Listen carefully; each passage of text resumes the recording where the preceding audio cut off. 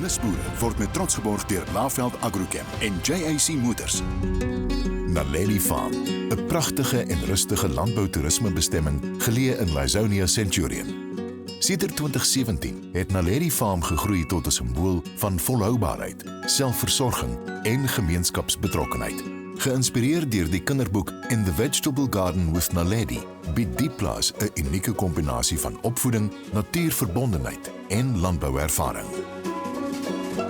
So in 2010, when we were expecting our last born child, his name is Naledi, I started to put together a children's book for him. At that time, we were still living somewhere in the suburbs. The children's book is called Tsimunya Meroho le Naledi. It's written in Sesotho, which means In the Vegetable Garden with Naledi. Right, so I started to put together this children's book while on maternity leave, and really taking from my own upbringing in Kwakwa, where we really weren't wealthy, but we always had enough to eat. So the book is centered around the vegetable garden, teaching children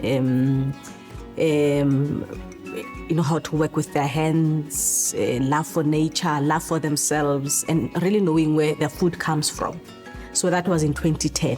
We then self-published the book, I think in 2012, and now the dream grew bigger. We now wanted to create a physical space where people could walk into this vegetable garden, where children could experience, plants firsthand, to know what a carrot looks like and where it comes from. And so the search for land began.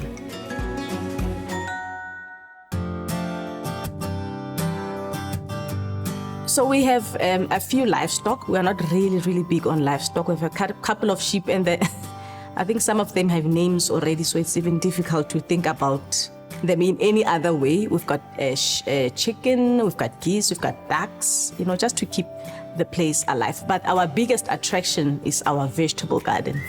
In fact, when we moved here, one of the first things that we decided on while the work was going on, the renovations were taking place, was to immediately have a vegetable garden. So we grow a number of things depending on what's in season, and what grows locally. We are very big on preserving those plants that are indigenous to us. So we grow our plants organically, and organically simply means working together with nature, nothing fancy. We don't use any chemicals because we know that we are what we eat. What you put in the soil is what ultimately lands up in your body. So we want to have that full confidence and the peace that meal that you've put in front of your 3-year-old child is safe and will nourish their bodies. So we use our kraal manure that we get from our livestock. We make our own compost, and we really just let nature, work its way. No chemicals, no pesticides. If it's good for the insect to eat, it means it is also good for you to eat. We arrived here in 2015. I think 2 years later, that's when we felt that we're comfortable enough to open up our home to guests. So we started with a program that we called the Harvest Table. So it's a harvest because we go to the garden and pick, vegetables that come from our garden. We cook, and then we sit on long tables with our guests. But we also invite a speaker who will come and talk about their journey, their passion, anything really that will just, make the day fuller. So that is the Harvest Table. It happens once a month, and we share all the details about the day on our social media. We've had a lot of speakers. In fact, most of the programs that we have, like the children's camps, the conferences, come from the Harvest Table, because it is there where we met quite a lot of networks and incredible people.